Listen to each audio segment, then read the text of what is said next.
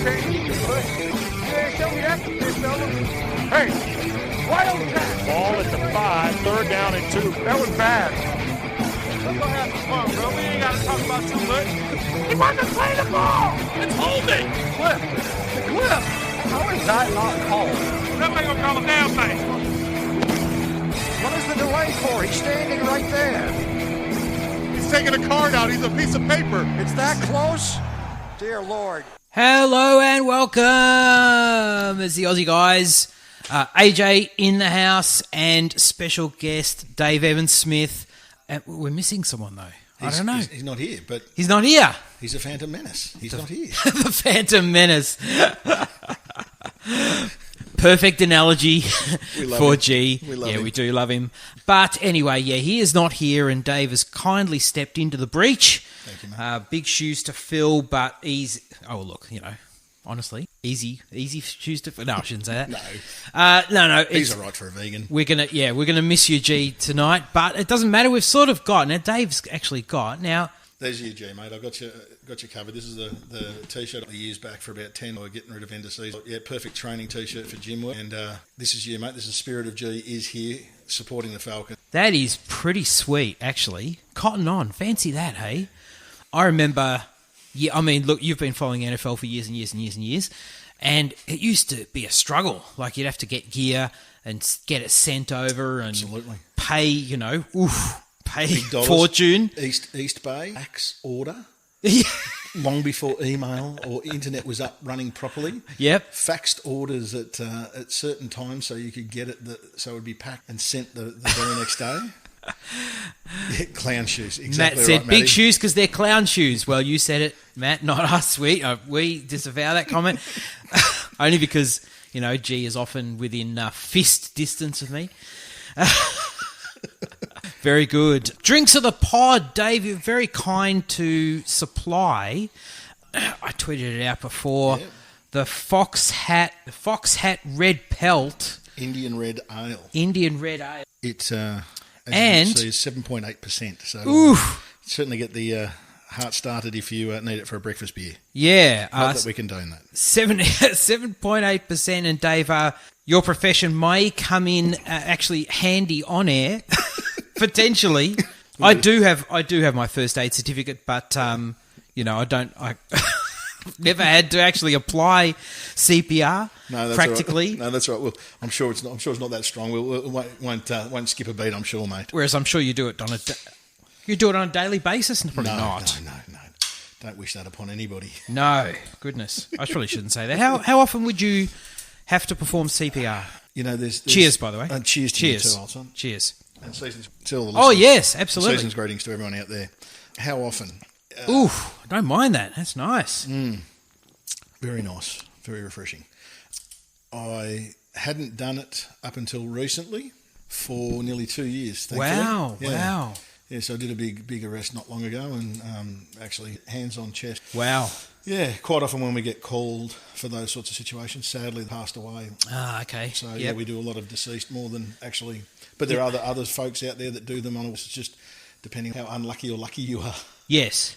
And is the procedure usually you're doing that and your partner would be getting out the, what do you call it, the, like the electronic one? And the ECG, for the defib and everything like the that. defib, so, and then attach that.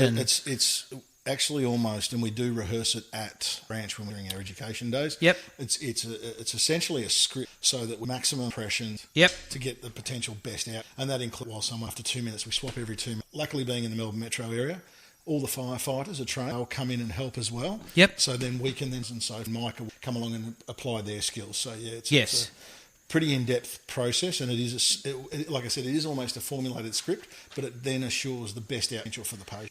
So speaking of CPR and life-saving, the Dallas Cowboys today, they were in need of it. They were atrocious. Now the 6-6 before till recently, the 6-6 Cowboys and 6-6 Chicago Bears met today, Thursday night football. Cowboys, surprisingly, despite their loss today, still on top of probably the worst division in football. Worst division.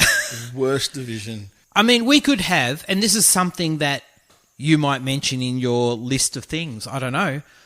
But the fact that, let's say, the Cowboys could potentially finish the season with a losing record and host a home playoff game is Jerry's right. all kinds of wrong.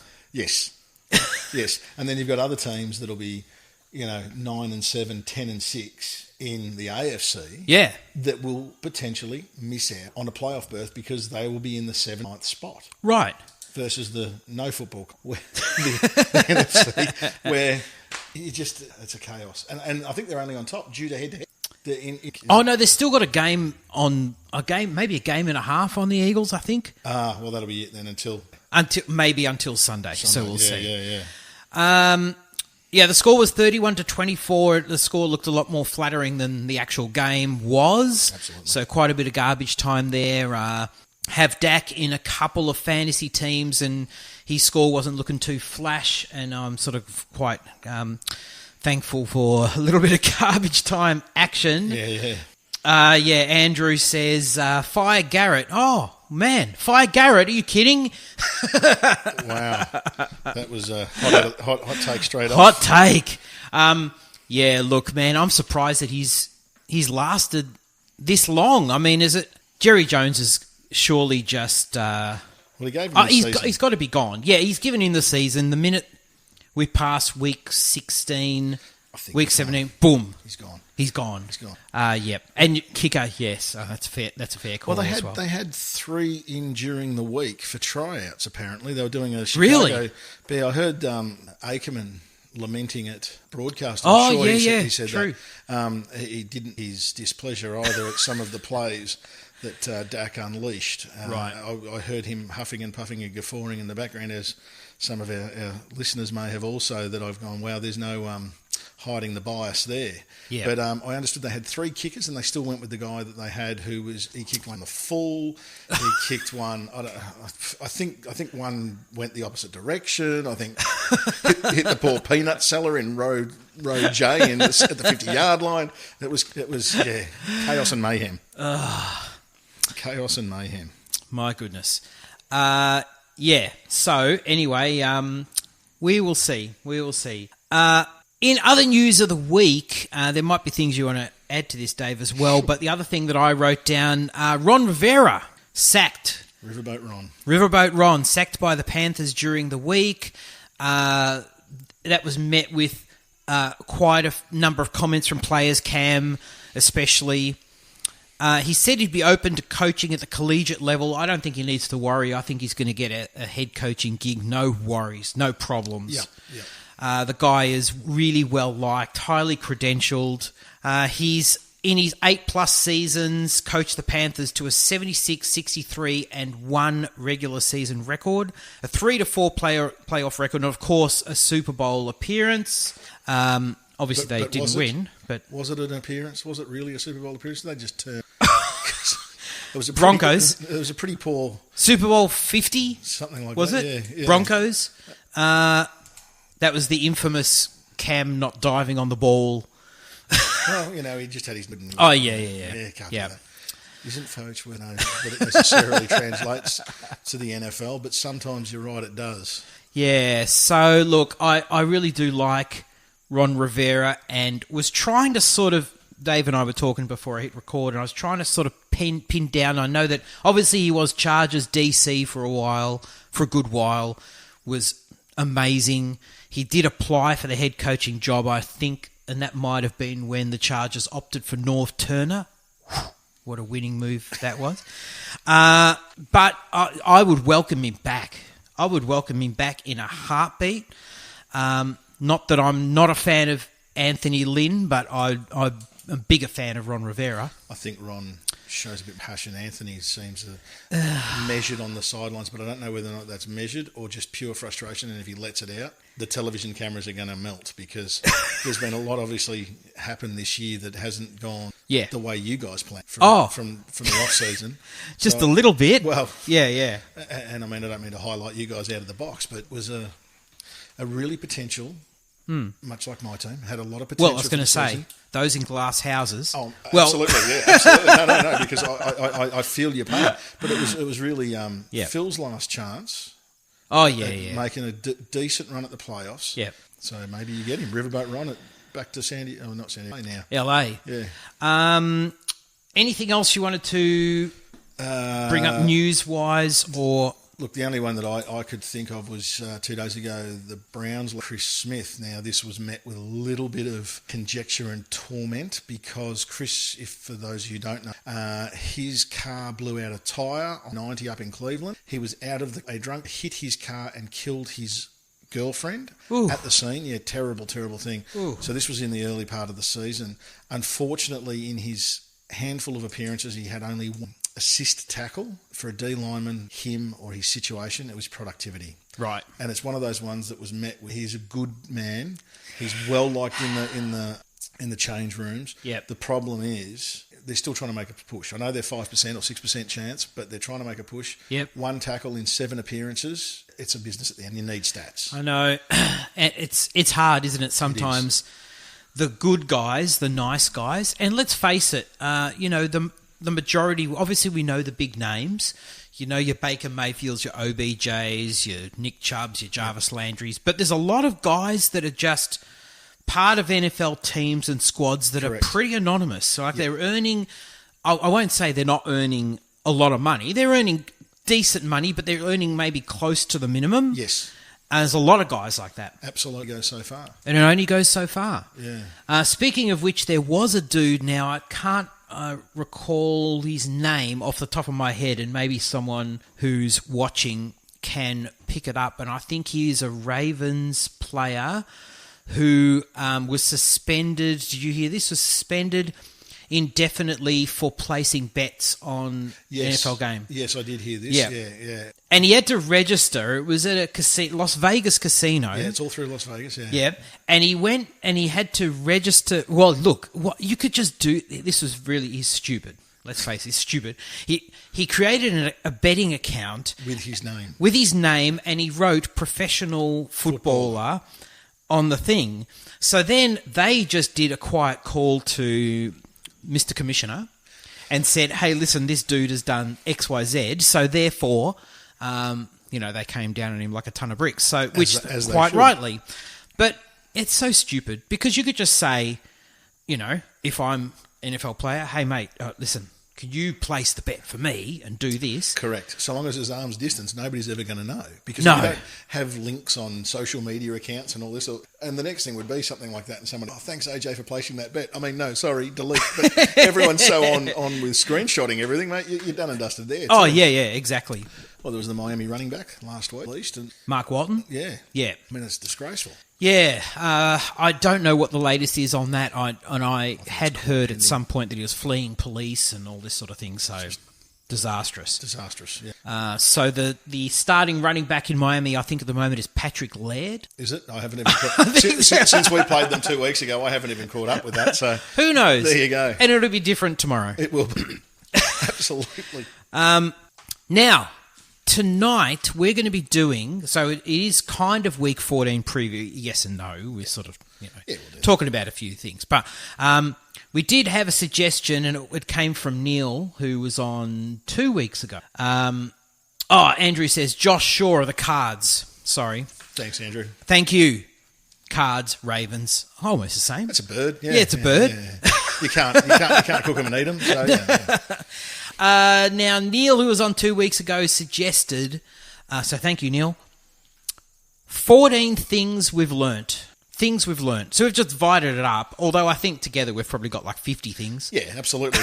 Let's be honest, once we get chatting, it evolves. Oh, yeah. There'll be a ton of things. So mixed in with, you've kind of got all the games written down. We can talk about the games, and that's fine. We can talk about anything. It doesn't matter. It's great. Yeah, it's great. And the more the merrier. The more the people join in, it's going to even be better. I see Absolutely. Ganley's there as well. And yeah, he is. Yeah. Now, so things that we've learnt, and it could be, and chime in, please chime in if you're listening. Things that we've learnt could be fantasy-wise, could be NFL-wise, could be really anything. Doesn't really matter. But do you want to kick off with one of yours? Certainly. So the first one, I sort of broke it up into for me personally, my Browns, seeing they're frustrating, and I had a full head of hair at the start of this year. I really did. I promise you. But the first one is league. The thing I've learnt from both AFC and NFC, a power fullback is still a useful tool. Yes. 49ers, Ravens. Yes. And there's a few other teams starting to use them again. I think that we're sort of taking that step back, doing a Moose Johnson type thing, or the bloke from San Francisco around about the same, John, give his surname. I've gone blank on that. But that I sort have of too, but yes, I know. That sort of power back that can block, can shield, can open up space, but can also give you a little receive and power over. Yes. I can go back to the halcyon days of the Chargers. Has there been a coup? Where's G? No. He cannot practice. G is he's on the did not practice list. Yeah. Yep. DNP. DNP, yeah. He's done a hammy. Undisclosed location. Injury. Yeah. The Chargers in the heyday of LaDainian Tomlinson, they used a fullback. Yeah. And despite the skill, LT was a fantastic player. Great hands out of the backfield, could also hit holes, could move laterally, be brilliant, but still, sometimes he would just follow, and I'm just trying to think who it was. Lorenzo Neal, maybe? He would just follow the fullback, boom. And, man, it was so effective. Yep. And when they're doing it properly, like the 49ers got till he got the high ankle sprain. Right. Another boy from Ohio, he was doing that exact same thing. It was like another lineman punching a hole, turn them left, turn them right, and all of a sudden opens up for their tailbacks. Yes. Gives them an extra 8 yards. Yep. 6 yards. Yeah. And, it's an interesting thing in the NFL is that trends come around, Absolutely. And it goes, we don't kind of like West Coast offense, and then it comes back around. Oh, we like West Coast offense again. Or, we were going through a period of power passing, and we still sort of are, but I think the running back is coming back. The running back is coming back, absolutely. Yep. And you're right. It's not only is it a week-to-week injured reserve, not only is it a week-to-week league, fire a coach. Right. Keep him, sack him, get rid of that quarterback, that sort of stuff. Yeah. But you're right, it is so cyclical on from no fullback to now 3 or 4 teams are running them, and then you'll see next year 30 teams will be running them. Oh, yeah. Yeah, yeah. And hopefully successfully. Yes, absolutely. I like it.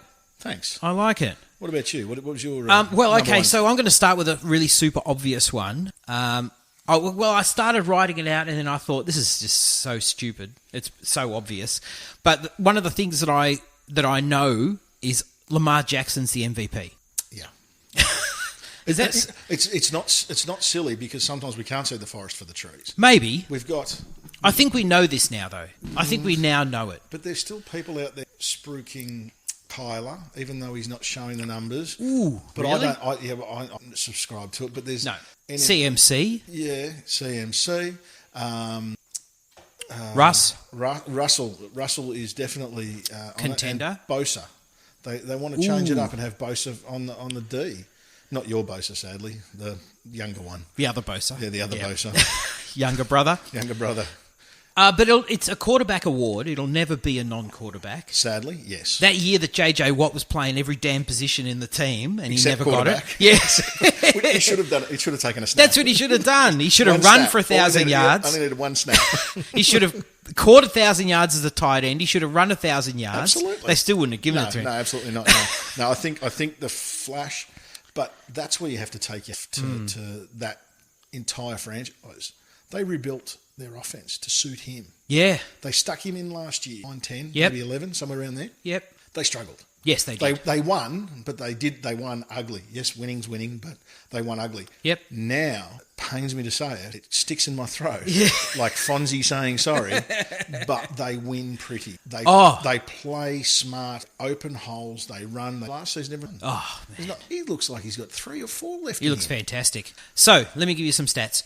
2,532 yards, 25 touchdowns to 5 interceptions. Nice ratio there. 977 rushing yards, 7 touchdowns, and we've got 4 games left. Now, I tried to get some comparisons. Do you know Who has the record for the most rushing yards by a quarterback? By the way, G hates it when I do this, but yes. See, G, someone who can answer my questions. And I was going to out. say, and G, you should have known that one anyway, my brother, because he would have. He's a Falcons man. He would have, but the record is 1,039 yards, and that was in 2006.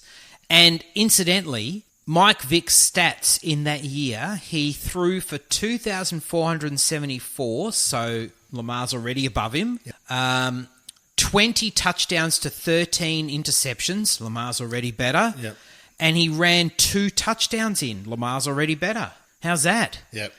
And then I was looking for some other stats, and I don't think Lamar quite compares to this, but 3 quarterbacks, it's just a nice question anyway. Only 3 quarterbacks in NFL history, Dave, see if you can get this, have passed for 4,000 yards and rushed for 500 in a single season. Only 3 have done that.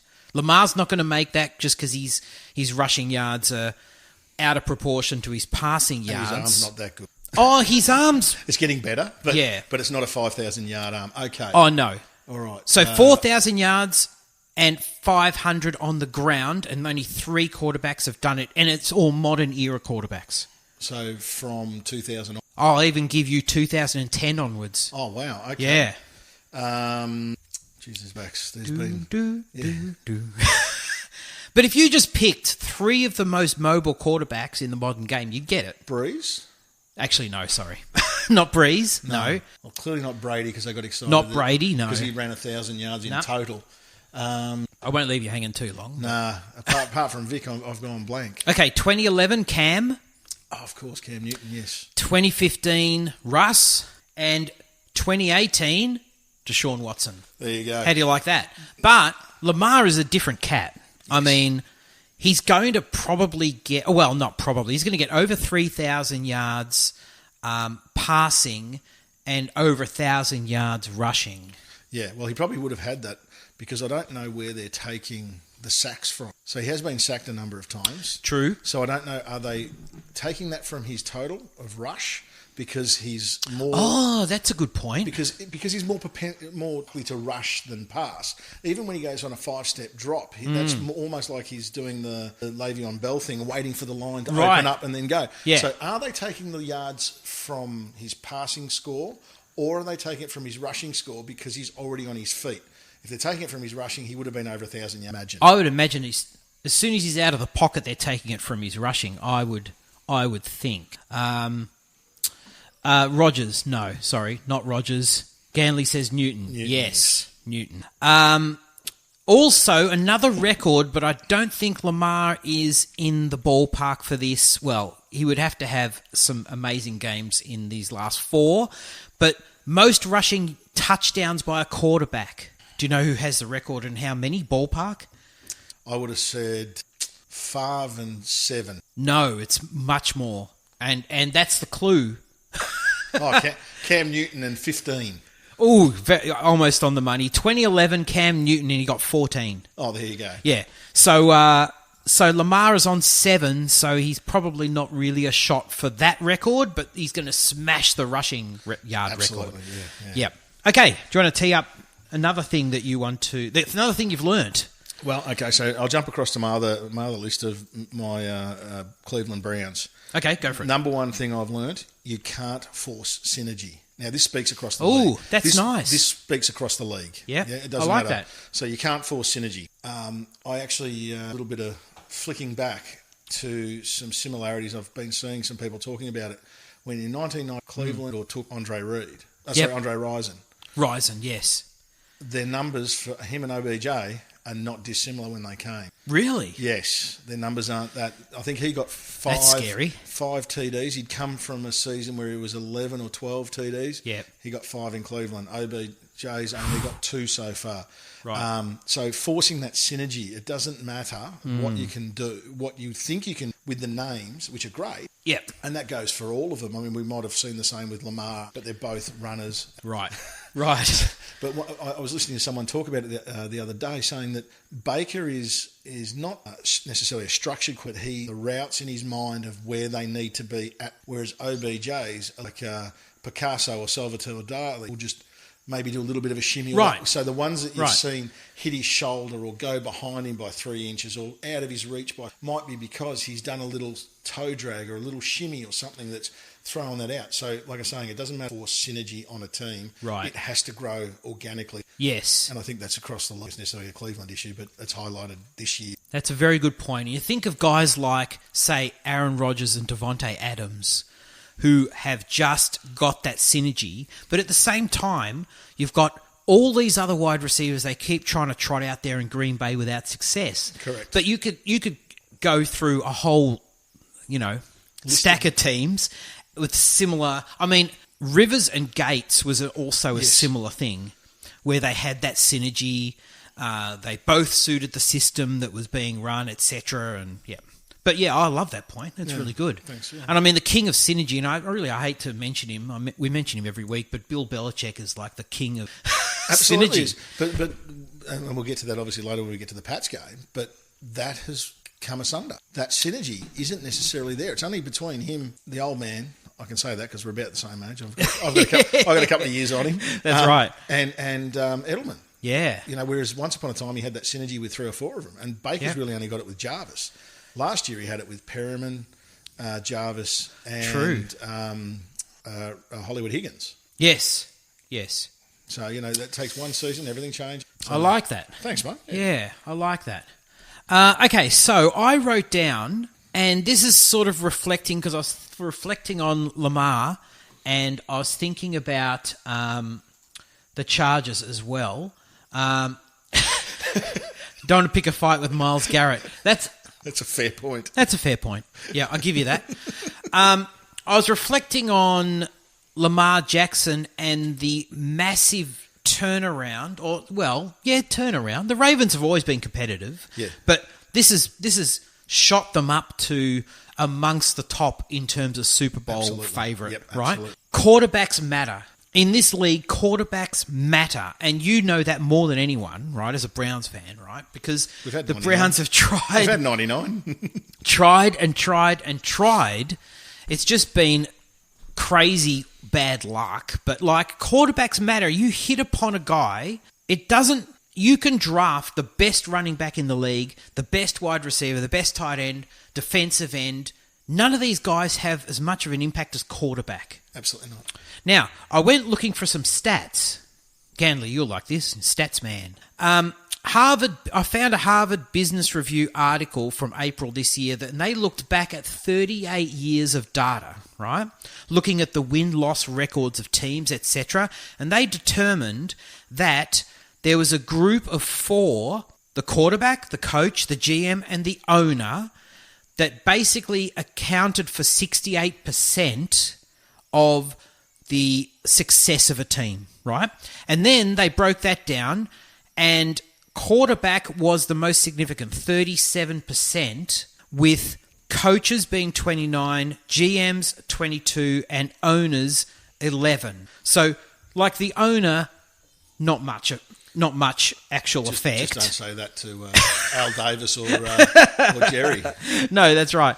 But quarterbacks have an amazing influence on a team, which makes perfect sense, right? You know that because, oh man, Andrew's dropped a massive thing here. 2 things. I'll come back to that in just a second.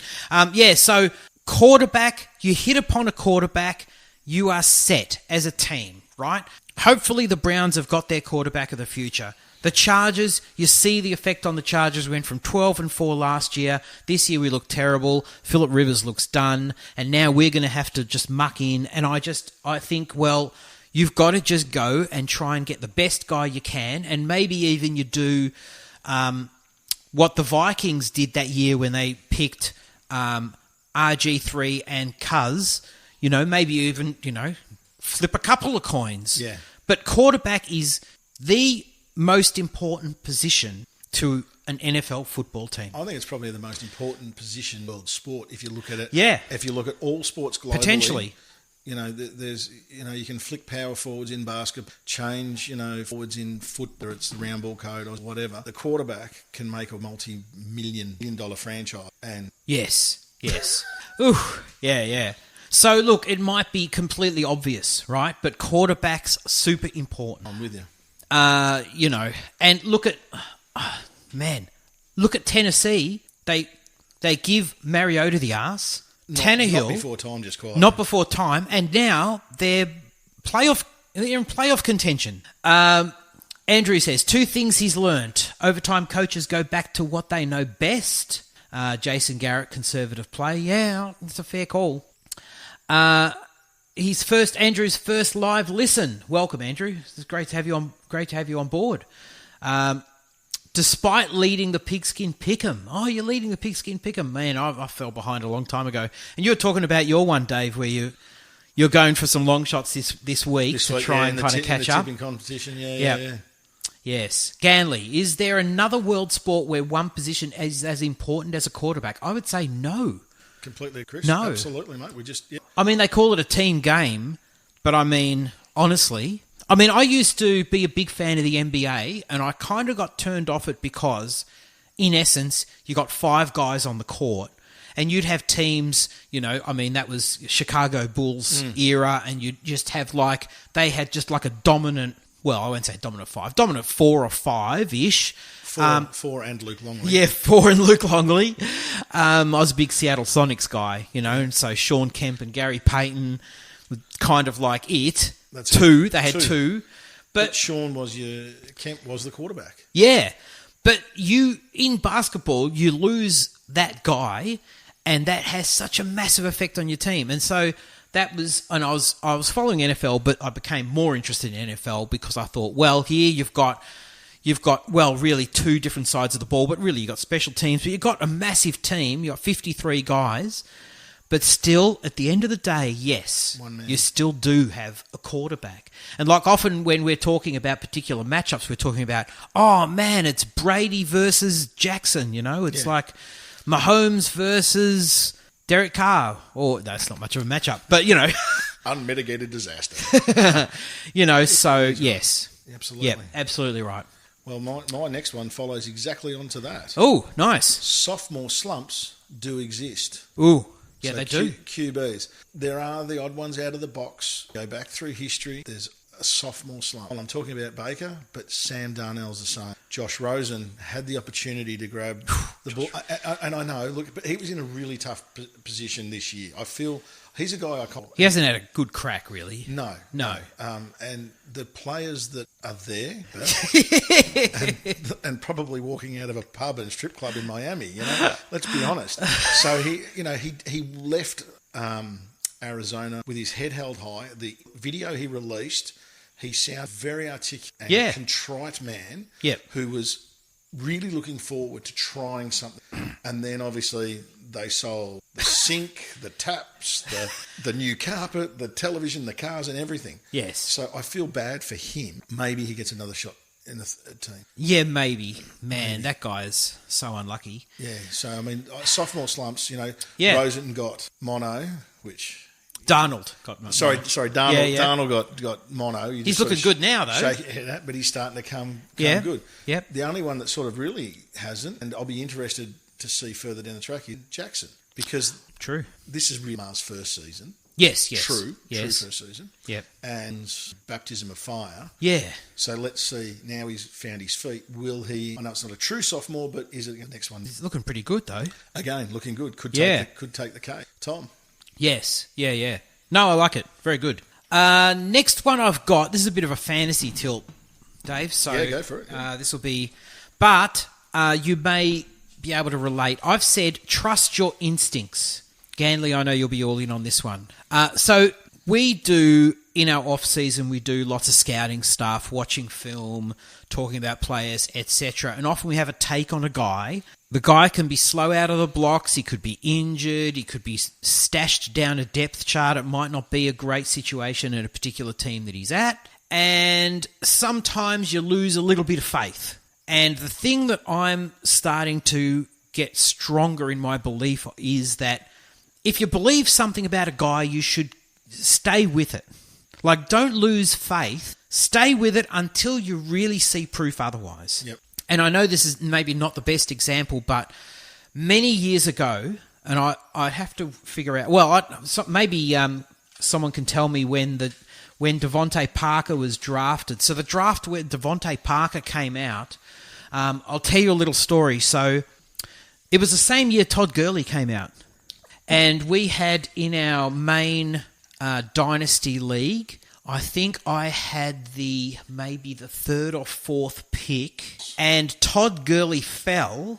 Now Todd Gurley was coming off injury. Right. Speaking of knees, speaking of bad knees, right? And I had in the back of my mind Melvin Gordon. That was the same year as Melvin Gordon. Melvin Gordon went number 1. Can't remember what happened after that. Todd Gurley had fallen to me at maybe 3. But I was a little bit put off by the knees, and I was also high on one Devontae Parker, who I picked over Todd Gurley, which made me look like a real goose. Actually, still sort of probably does make me look like a big idiot. But Devontae Parker, all of a sudden, now this is the thing, he was never short on talent. That guy was never short on talent. It was up here. The guy just didn't have the desire or the will or I don't know. And again, we talk about synergy, rolling in it. 2015, nice word. Yep. Match. Just an extension on teams, league, stop retaking players with baggage. Right. You only end up getting bitten in the keister.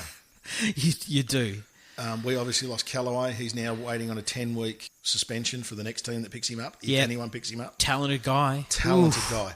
Failed a drug test pre-combine. Never a good sign. Failed a drug test in his rookie year. Yep. Came back looking like he'd been feeding on the munchies over the off-season. Yep. Now let go because he failed another drug test. Yep. Josh Gordon, how many years did we keep him? Went to New England. An interesting stat about Josh, he's 11-0 this season. So if you haven't got him in your teams for the final, you can get him off the waivers. He's a guy for your fantasy teams. He's being used in Seattle, and he's got a potential for a big game this week. But in regards to your fantasy stuff, for fantasy, I went with a good tight end is a sure. Oh, nice. I like tight ends. I'm back liking tight ends. Yep.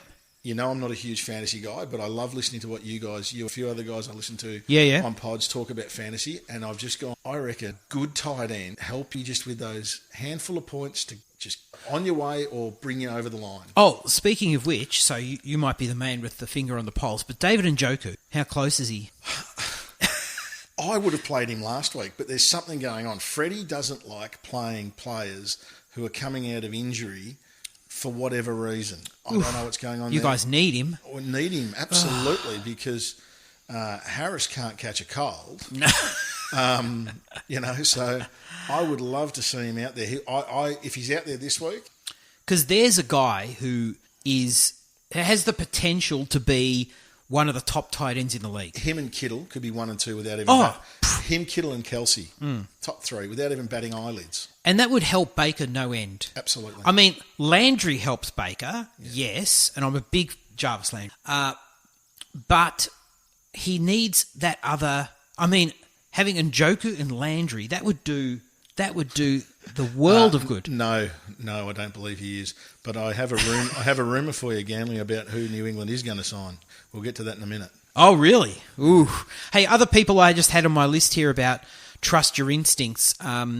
Nick Chubb. Well, Nick Chubb, obviously, we know how good he is, but I was always high on him. Deebo Samuel I was high on. Yep. Paris Campbell, there's a guy that I remain high on and you could lose faith in because he's been injured. But there's a guy that, look, give him a chance in that Colts offense. Let's face it, not a lot of competition there, right?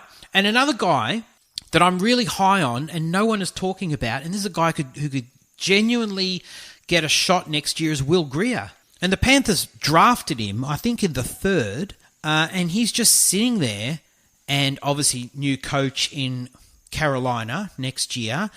He'll certainly get a shot, Will Grier. And, I mean, I was a little cut because I was hoping the Chargers, it would have been a good move for the Chargers to draft him. Man, wouldn't that look good now? But fantastic, anyway. Add Washington into that as well for the Steelers, as much as it pains me to say. Yeah. And so you sort of, that's what I'm saying, is like sometimes you should, if there's players, from a fantasy perspective, there's players that you like, and if you haven't seen anything that like absolutely just knocks it on the head to the negative, then just keep the faith. Sometimes it just takes guys some, a bit of time to turn it around. Yeah, yes. Ganley, Yeah. yes. AB. No. I don't know if anyone watching both Twitter and Instagram, he has been training, surprise, surprise, wearing his old steel that he's not allowed to wear anymore. But he has posted apologies.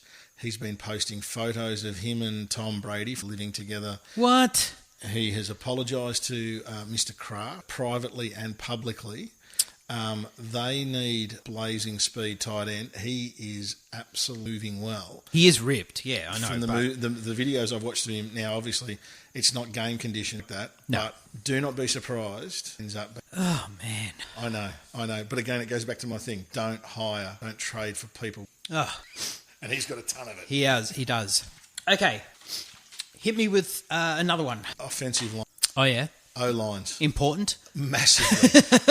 Fancy that. League-wise, and I know this is stating the bleeding obvious. Thank you, Captain. But O-lines, there are. I don't know what it is, but there just doesn't seem to be depth in O-lines as there once were. D-line, you've got these monsters that are coming out of Clemson, Georgia, Alabama, Ohio State, blah, blah, blah. The O-lines, complete different, but they don't do what they used to do. I was listening to some linemen talk podcast, and they only do 3-4 sort of blocking or runs where for this in the college system. I mean, now, Right. Yeah. they're not doing the in-depth pro league, so the talent that isn't there. They're just big heifer lumps that stand there, block. Or they charge a little bit, right? And the running backs do all the work. Yeah, you know what I mean. It's so O-lines across the league, they tend to be a little bit bug barn doors. Yes, because you look at blokes like Bosa, Garrett minus a helmet. Yeah. Bosa, Khalil Mack, Bosa. Yeah. Neil Ogba before he'd torn his pectoral muscle. Yeah. At Kansas City, the Bennett. Yes. All these monster blokes are just getting sack numbers. Yeah. There's literally a race on to see who's going to get to 20 this year. Yeah, that's right. And the O-lines are just not holding up. So I think league-wise, we need better offensive linemen. Yeah. I mean, you see it in the draft. It's definitely a position that, left tackle, you often see a left tackle in the top 5. It just goes to show you. But GMs just seem to shy away from. I don't know why you don't, in every draft. If I were a GM, never happened, but... man's allowed to dream. Man's allowed to dream. You would pick a couple of O-linemen in every draft. Absolutely you would. I would. Absolutely. Even if they're just tilts from, round 4 to 7 or something, fine. Just get bodies. 3, 5 and 7. Sure. Just get bodies in the door because you know the value of an O-line. Well, we took... Yep. And we got a 5th and a 6th back. He's now in LA for the Rams. Right. Yeah. They're just not there. They go, well, we hope he's going to be good. You've just spent a 33rd pick on. He'd better be damn good. Yeah. And he didn't even make it through the second season. Yeah. So and that's not just Cleveland. That seems to be league wide. From what everyone's been saying. Yep. Because everyone has been trying to get all the waiver wires, like I said, grabbing them out of parking lots in. At Chick-fil-A when they're lining up for a sandwich. That's right. I wrote down as my next one, this is a bit of a redraft one, but this one goes for a while. You just have to bear with me. But I said, in redraft fantasy football, in particular, running backs are king. The top running backs, Christian McCaffrey, who I think might even be close to the top fantasy scorer. Obviously, it depends on your scoring. Yep. Lamar, probably a little bit. CMC, just under, I think. Dalvin Cook, who's been absolutely amazing. Derek Henry, again. He's getting hot. Oh. He is getting hot. So if anyone's got him, hang on to him. Yeah. Aaron Jones, who can run a little hot and cold, but mostly hot. Austin Eckler, who's the graph has been sort of like this, a little bit like this. Hot earlier in the year. That just makes me... Melvin Gordon's he's gone. Yeah. He's gone. And the Chargers could go and get this... Oh, man, this running back class is coming out is... Whoo! And they could get they could pick a running back in the second or third, just like a thumper. Yes. And him and Eckler, fine. And then you got it sorted. That's not a problem. Obviously, Zeke, Nick Chubb, Leonard Fournette, Mark Ingram, Chris Carson, although Rashad Penny's kind of taking over a little bit. But I found this. Now, obviously, we are going into week 14, Dave, is the start of fantasy playoffs. Right. And on ESPN, they had the most common players in playoff teams.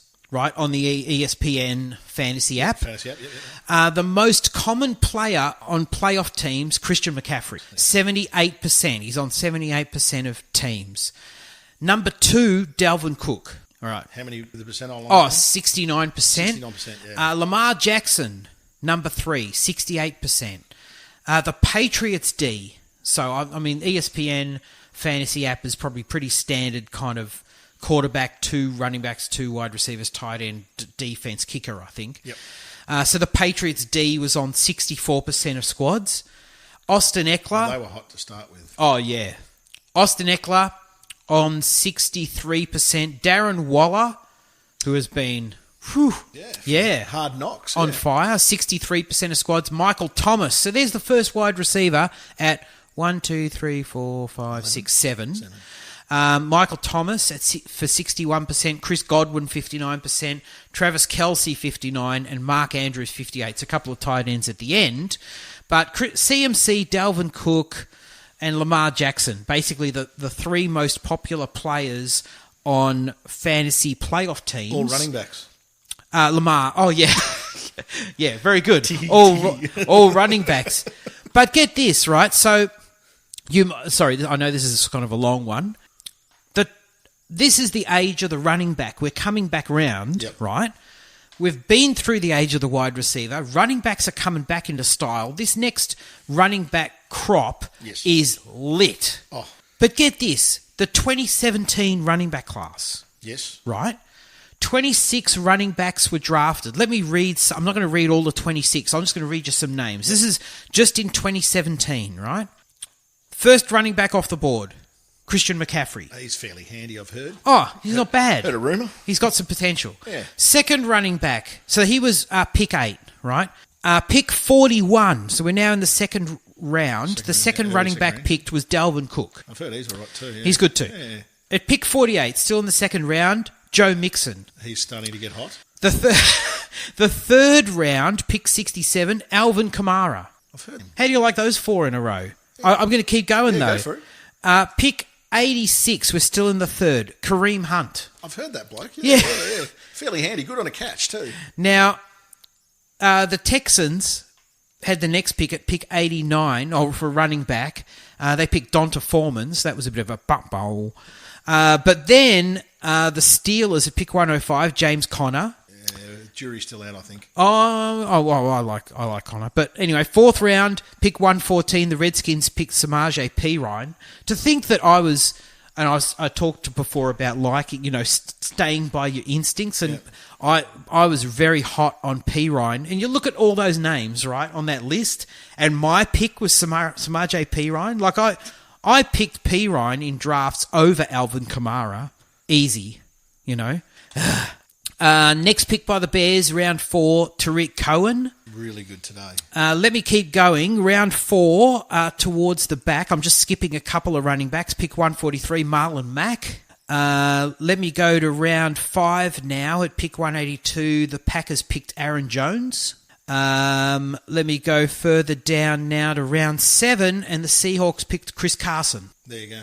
So how do you like that for the 2017 running back class? That's not bad, is it? Whew. So the 21, so everybody. The 2020 class looks absolutely amazing, where there's going to be names that'll end up being like that, where there's many more hits than misses. So I think the age of the running back, if it's not here already, it's coming. That feeds into what I was looking at too, was the way that the teams are running the defences. So AFC seem to be running a lot of 3-3-5, 4-2-5 hybrid linebacker safety kind of thing. Yep. Whereas the NFC, and I might be only focusing on a few teams there, but, look, and I'm happy to be corrected, but they seem to be running more of your traditional 3-4 or 4-3s. Right. So maybe that lines up for your running backs, because a lot of those guys you made mention of in the first are all in the NFC. Yes. Kamara, CMC, Yep. Carson, a few of the others. Yeah. Are all, so maybe that's that differentiation between defensive mindsets, like you were saying before. West Coast it's a cyclical thing. Yes. West Coast gets boring or it loses its pop. Let's go with something else. So Yep. maybe that was just something I was looking at. That's playing the high safety, the linebacker safety hybrids in the AFC. Now Yep. I know that's not. I know that's just a bit of a generalisation, but it's sort of what I've been watching and noticing. And you look at the linebacker numbers coming on and off the field, defensive linemen. Maybe even doing a. What do they call it? I think it's the Bear five line. They're really 3 linemen with 2 outside linebackers, but they're all up on the edge, ready to rush, sort of stuff. So yeah, You're playing a lot of nickel. yeah, And yeah, you're right. And that was sort of as a direct result of the increase in passing, the air raid stuff. Yeah. And so you'd have sometimes you'd have 5 across the back. You'd have 3 safeties on the field. Correct. And yes, you're right. And so that's going to have a profound effect. If we've suddenly have this injection of running backs next year and potentially the year after, defense is going to have to respond, and it's going to have to be the big fellas up front. And agile, large linebackers, which we've kind of gone away from. We have. You look at a lot of them now. Yeah, they're still reasonably tall. They're still your 6'1" to 6'3", 6'4" guys. But there's not much to them. They're not. No. They're your 250 pounds. So Yeah.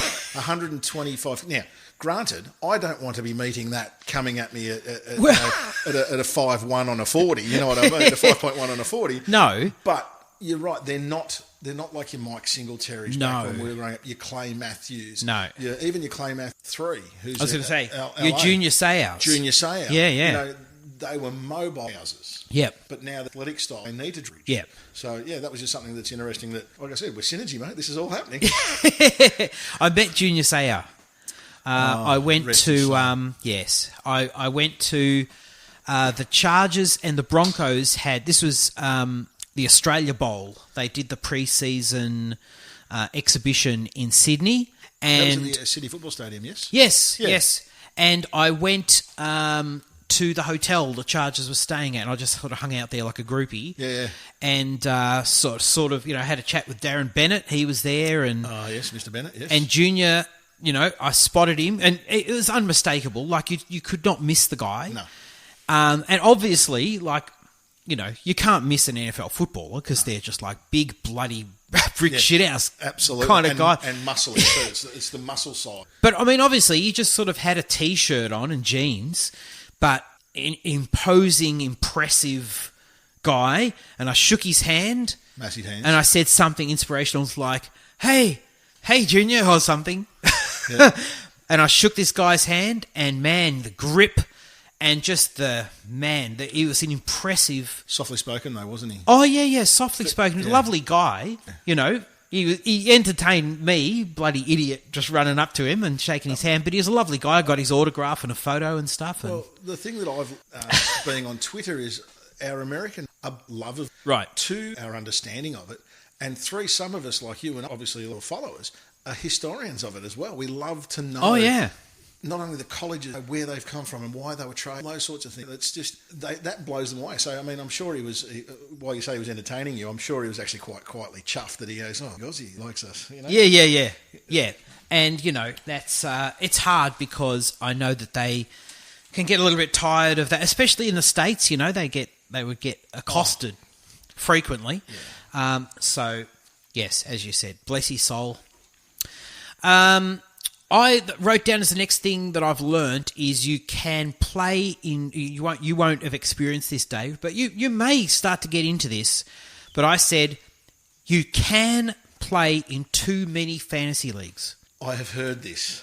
Yeah, because I think I've experienced this year. I don't know what the sweet spot is. I'd be interested to hear what the sweet spot is for people. And I tweeted a bit of a poll out before... how many fantasy leagues do you play in? 1 to 3, 51%. 4 to 6, 22%. 7 to 10, 9%. Greater than 11, 18%. I play in 26. Yeah, I know. Bloody Nora. I know, it's crazy. And look, partly it's because every year we because we like doing this, and we also, the off-season is long, you'll have a start-up or two, and you kind of add to things. And I don't know, maybe I've been playing fantasy for 10 years, but I remember the first year I did it, I just had one league. And the trouble with one league is, if you're not doing so well... It's a long year. It's a long year, and it's over quickly. You're kind of like, ugh. And also, you're just kind of like swapping one or two guys out, and you're kind of like chewing the scenery. You're like, what am I doing here? Doesn't 26 give you fantasy fatigue? Now, I'm going to put that in a medical condition. Fantasy fatigue. Fantasy fatigue. 26 teams. Yeah, well, I tell you, I think it does. And I'm actually kind of... I'm kind of relieved that we're now in fantasy playoffs, because it's like there are a number of teams which didn't make it, and now it's just eased the burden a bit. But I've found that I feel like if you stretch yourself too far, like, yes, I kind of enjoyed doing all those kind of startup drafts and stuff, but then at the end of the day, if you're committed to all of these leagues, then you spread yourself thin, and you're not really being an active member of any of them. Yeah, right. I reckon half. I reckon half. That. Oh yeah. Yeah, 26. Yes. Are they all dynasty leagues though? No. Some are redraft. So how many of out of your 26? How many are dynasty? The majority. Okay, the majority. Matt says 17, 12 are dynasty. Whoa. Rod said 45. Really? You have time to do that. 45. Spinksy says 16. Yeah, so I kind of feel like in order for me to enjoy fantasy and also be more a part of the trading, the community of all the leagues, I have to cut it down, like probably by half. Yep. So like this off season, I'm just going to take the axe to it. Yep.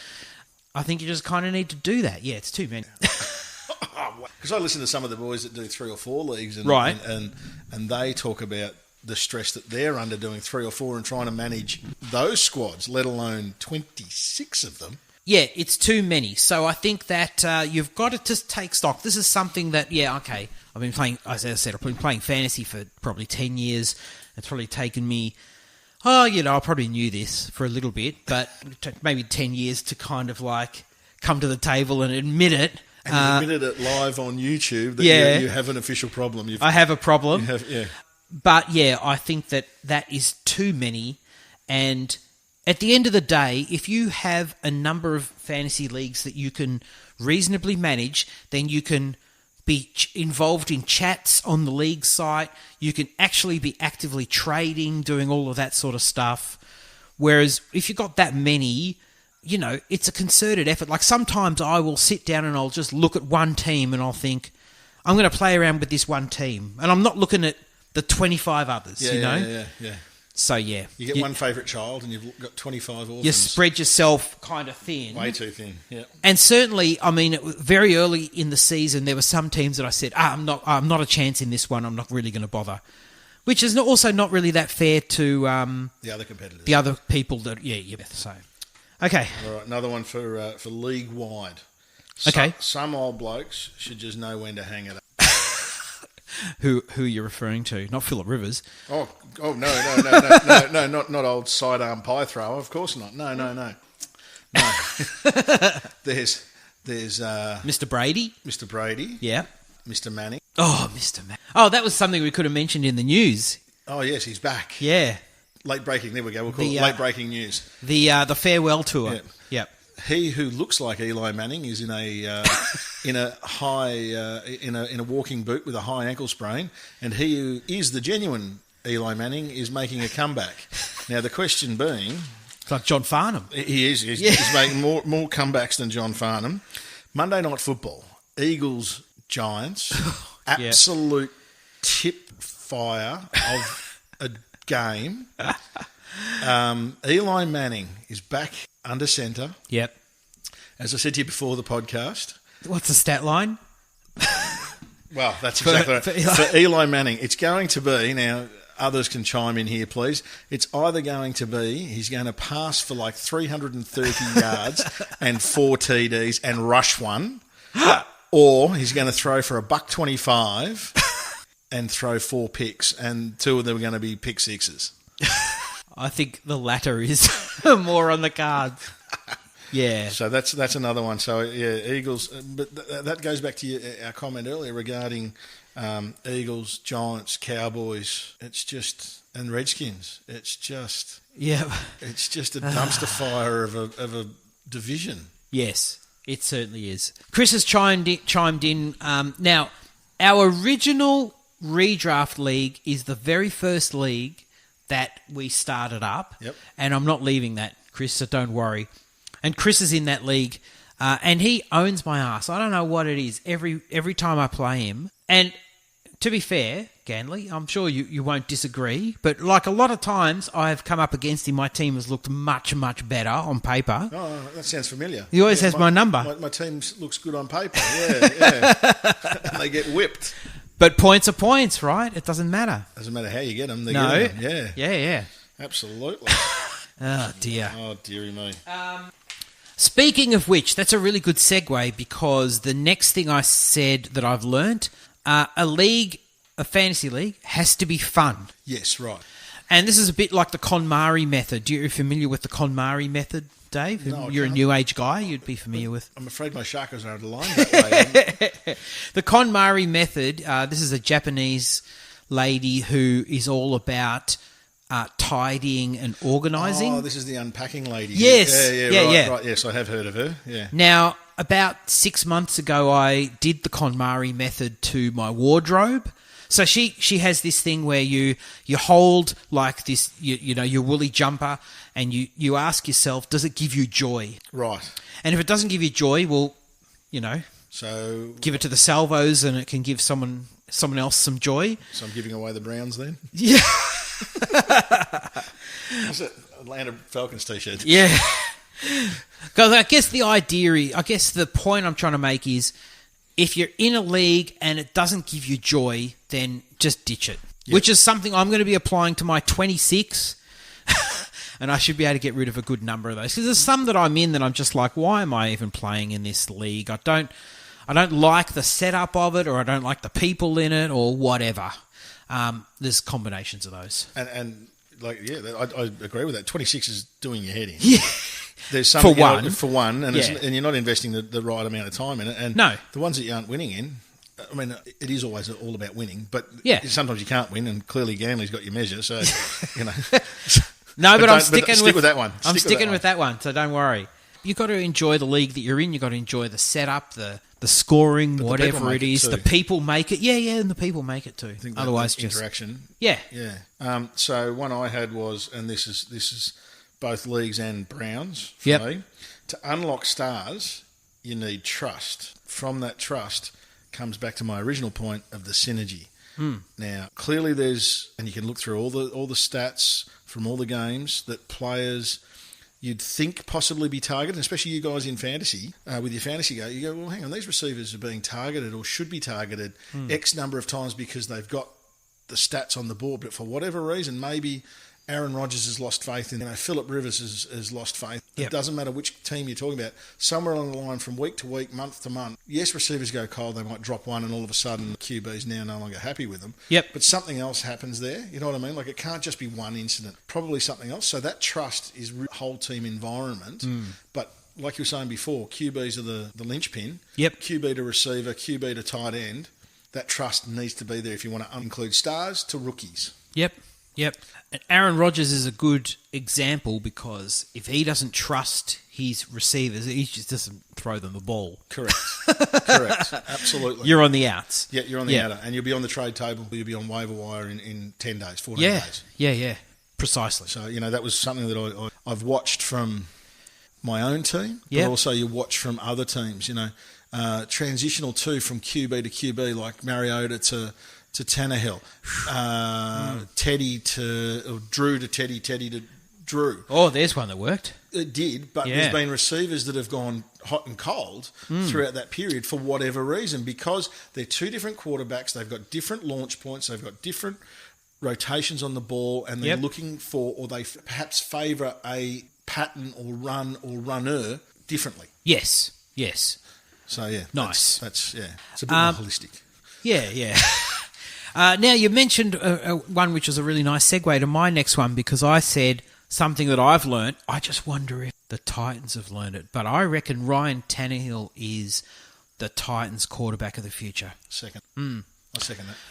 And, I don't think he has to do very much more, really, to cement that. Maybe take him to the playoffs. Is that enough? It might be. He only took over the starting job in week 7. Yep. Since then, he's got a 5-1 record. He ranks first in yards per attempt at 9.1, second in completion percentage, 71.9%. He's tied for third in combined rush and pass touchdowns at 15. His stats and what he's doing is just, he's laying it out there. He's putting it on the record, and I think that I feel like he's done enough right now. But I think if he takes him to the playoffs, then I think that is definitely enough. The Titans, then, they can go into next year. They don't have to go and get their quarterback of the future. They can spend a draft pick on some other piece. I mean, let's face it, they don't need a running back. Nope. They don't need a tight end. I mean, I'm a fan of Johnny Smith. I don't think they need a tight end. You always need extras, though. Yeah, true. AJ Brown, well, maybe Corey Davis, a bit disappointing, but AJ Brown, they don't need a wide receiver 1. Their defense is pretty damn handy. I think their defense is like top 3 D. It's only the players that might be getting a bit long in the tooth that might hang up the cleats or fill in gaps for potential. Yeah. So, I mean, this is one hole, and then they don't have to fill. They're a team on the rise. And leading into that, the Titans have the Raiders, the unmitigated disaster with the $100 million coach. The Raiders have lost 2 on the trot. 2 on the trot. Yep. Now, granted, the Titans have to go to LA. Where are they playing? At the Coliseum? Coliseum. Right. So it's a travel, but it's one of the last bastions. One of the last games in Coliseum. In the Coliseum. That's one of the last games in LA. Yeah. For the Raiders. For the Raiders, correct, yeah. So can Ryan continue to do that? And he's making a very good case for himself. Oh, is he ever? But he's needed to. Yes. How many times has he missed? And this is coming back to synergy, isn't it? Because you look at him in Miami and you would have said that, I mean, will we say, I don't think we will say, but could you not say that Mariota in the right circumstance? Maybe not. I've never understood the fascination some people have with Marcus Mariota. He's very slight too, isn't he? Yeah, fold him up and put him in your back pocket. Yes. I don't know. They've seen it. And I saw someone talking about before when we were talking about sophomore slumps, Trubisky. He's another one. He had a game today. But he's playing for his career, mate. He is. Yeah. Because there's been a lot of whispers about who we were talking about earlier in your stats, Cam Newton post-surgery going there. I wouldn't mind him at the Chargers, frankly. I think he'd actually probably be a pretty good fit for the Chargers. But for how long? Yes. Yeah, absolutely. What's he worth of a contract? Well, how old is he? He's 30. Tannehill? No, sorry, 30? No, I don't think he's 30. I don't think he's quite... Oh, hang on. How many years did he have at the Finns? 4 or 5, maybe? I don't think he's quite 30. Well, playing under Andrew Gase it's like a 2-to-1 year, isn't it? Like for every calendar year, it's an extra year. Ganley or Campy. How old's Ryan Tannehill? Ryan Tannehill, yeah, because I would say, just as a conservative, you might offer him three as the years and 70 mil, 60 guaranteed. He's 31. He's 31. I was going to say he's born in 88. So he's 31. So he's due to be 32 next year at some stage. He's a little older than I thought then. Yeah, so maybe you go 3-year contract, $70 million, 60 of it guaranteed perhaps? What do you think? What do you think about that? Yeah, I think. You could always just make it incentive. Probably will have incentives anyway. Yeah. But, he was drafted 2012. There you go. Pick 8 in the first round. Ganley, 31. Yeah, okay. Yeah, we that was like 5 minutes ago. Sorry. Yeah, he was at the Finns from 2012 to 2018. So they hung with him for a long time, didn't work out, and now he's blossoming. So go figure. Different playbook, different receivers, fresh Yeah. start.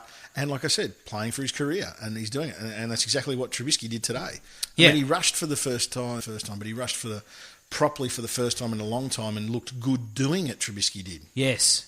Yeah. All right. You know what? I've actually gone through all of mine, Dave. So any others? You just throw them out there now. I have just one. I actually got two left. All right. Cheeky notes on what we've learnt this year. Okay. Browns-wise? No. The league. League-wise. The refs. They are another dumpster fire. They're still not professionally full-time employed. Correct. Which is nuts. Correct. I think the NFL just quietly, I think, makes a bit of coin, don't they? I've heard a rumour that they're quite comfortable. Now, I was listening to a podcast that said conservatively, Yeah. each owner would have to tip in $1 to $1.5 million each year Okay. to get the technology that was in the AAF. That being that on-site crew there, so it'll be an 8-man crew, I think, now. Yep. But it'll all be discussed and it would be all open and it'll be all transparent. Now, they're realistically not going down any rabbit holes. Yep. But there's only one interest wouldn't go for that, the desert. Right. Minute-to-minute gambling, being Yes. receivers, drop balls, potentials for turnovers and all Yes. that sort of stuff. Yeah. That sort of stuff where they might be paying out might not necessarily be to their liking. I don't know. Like I said, I'm not going down any rabbit holes because that's for basements and have tinfoil hats. Yeah, right. But It's a fair call, though. You know, the refs have been terrible. Yes. They surely have enough coin, as you were saying, to go professional. Yes. To go and professional. as you said, to just have, your Al Riveron or whoever it was, like have your He guy needs in to New be York, sacked. he's terrible. He is woeful. Yeah. But you could just have someone watching them, like we will watch a game and you'll say, oh, that they missed that, that's Hopkins a terrible call. in the end zone. Right. He was mugged, had his wallet taken. I think they may have. I think they may have even stolen his wife's earrings from that tackle. Yeah. He had no opportunity to get the ball all day, every day. That is pass interference. Yeah. End of story. Oh, the whole pass interference flag thing is a joke. We need that so to be fixed too. Inconsistent. And the whole what is a catch, what's not a catch. I mean, there's so many things that are wrong. And as you said, see, the gambling angle, it does change things a lot. And just incidentally, and this might be, Dave, this will be a bit of a different thing. Yeah. Some people will understand exactly what I'm saying, but IDP, so they do, when you play fantasy, all the scores is absolutely live, so you can see exactly, who's winning, who's losing, whatever. Yep. But defensive stats are not official stats. So they have stat crews at the stadiums taking, tackles, assists, etc. Sacks, half sacks. And is all the that. main Yep. thing. Yep. Tackles for loss, passes defended, that sort of stuff. Yep. But stat corrections for IDP come through and they tend to be quite late in the week. Oh. And that is problematic. So, for example, in a league I was playing in, my result was a win. Actually, it didn't change my result. My result was win. I won my matchup and I was in the playoffs as the number 6 seed, fantasy playoffs. My opponent, in another matchup which was super close, had IDP stat corrections that came through. Now, this was the Thanksgiving weekend, so you know how the Thanksgiving game. So normally Thursday night football is sort of midday for us. Yep. But the Thanksgiving games, It's all day. they started early. So I think the first one was like that Detroit game might have been 4 a.m. 3 or 4 a.m. Yeah, that's right. Yeah. So I went to sleep in the fantasy playoffs. Overnight, the stat corrections came through, kicked me out of the playoffs. When I woke up, I checked the score and thought, hang on, I'm not actually playing the person I thought I was playing. What's going on? Stat correction, and I'd been kicked out. And that was super late. That was like only just like literally hours before kickoff on the Thursday, Thanksgiving Day. Right. Which is appalling. That is atrocious. So what does that do from a Vegas perspective? Well, their payouts, aren't they? They are. Because they would be paying out. For those that are interested in investigation, there's an article on Bet365. Really? Going on here in Australia. But you search the article. It's quite interesting on the restrictions and limitations they put on gamblers if they've been seen to win. Really? Yes. Ooh. Yes, it's quite an interesting little article with a couple of whistleblowers and stuff like that. It's an interesting article. It's those things that always make you raise your eyebrows when you see the points spread out of the desert. Ooh. And then there's a late penalty, and all of a sudden you start going, how is all this? Yeah. But we need to get the refs sorted. We need to get them fixed. The pass interferences, the lines to the face. Yeah. The hands to the face. Hands to the face. Yes. Now- Yes, I agree. It is tragic. I sort of threw stuff around the room. Well, almost. I don't blame you. But I mean, Vegas loves to take your money. They just don't like it when you win. Yes. and this is the thing. They need to cover point spread. Probably don't want to take the point spread because it's too basic. No, and I imagine they will probably have something built into their clauses when all of this kicks in right across the whole of North America that they'll say, at the end of the Monday night football games, say, then all results are final. Yes. And no stat corrections will affect the result. Yeah, will be allowed. They'll probably do something like that, I imagine. Otherwise, how do you actually do it? Yeah, Andrew's talking about 365 as well. Yeah. Bet 365. Now my last little cheeky one is commentators and commentator team groups. Let's be honest. Some make better tight ends, and some should really just get out of the booth and go back to driving a bus. The booger bus, perhaps. The booger bus. You know, after he called, 3 weeks in a row, he's called players the wrong name. Yeah. There needs terrible. to be a shake-up. So refs need to be professional, yeah, and so do the commentators in some regards. Go figure. I mean, there's like this implied, this person has played football, so clearly they'll be great in the commentary booth, and it's like, no. I don't think so. No. So that was just me being, taking the mickey out of the thing to sort of wrap it all up. No, that's good. I like it. Okay, I think we're there. Lots of things we've learned. Lots. That was pretty good. Just quickly before we wrap up, Dave, games are you looking forward to this week? Because I know you got all the games there. Yeah. So obviously Saints 49ers I picked as what a cracker. Match of the round. Yeah. Yep. I've taken the Saints. Bills in an upset over the Ravens. I'm going for that. What a cracking game. The Bills could win the division. Bills could take it. Yep. Ganley. Bucks and Vikes. Browns I'm still questioning on. Ooh. Because Andy Dalton's back. The Dalton scale is in full effect. And as I said before, Mixon is Rocket. Yeah, Mixon's starting to get... thanks, Ganley. Really appreciate it, mate. Clearly uncommitted. That's a bit savage. Now, I've taken the Titans, as I said, over the Raiders. I don't think that's too much of a big ask. Yeah. The big upset, or not so much the upset, but the big one for me is Cardinals over the Steelers. Ooh. At Cardinals. Yep. And Chiefs over New England at New England. Ooh, wheels are falling off the Belichick train. The Belichick train. So, as I was saying to you before, there's ridiculous stats when it comes to New England and Gillette Stadium. Yes, there There's are. something like 98-4 in the last 8 years or 10 years or whatever it is. There's something like 88 wins when they're leading by first quarter. Yep. Thanks very much. And if they're trailing by less than a touchdown at halftime, they're like another ridiculous amount of stats. So I'm going to go out on a limb, perhaps, because they're both cold, windy places. Yeah. KC at this time of year, and obviously New England. But I'm going to take the Chiefs over New England. I've taken the Finns, the Falcons. The Jags have benched their $100 million man. And Moustache is back. And the Mustaka is back. Yep. Texans and Packers. And the Seahawks for a win as well over the Rams. Nice. Yeah, well, getting interesting. And, it's a good slate of games, actually. It's a really good slate of games. Good ones. Yeah. Dave, thanks very much for... Thanks for having me again. Well, absolutely. Look, our pleasure, and it would have been, even if G was here, it would have been a pleasure having you. But you, maybe G's, I don't know. Maybe we shouldn't have him back.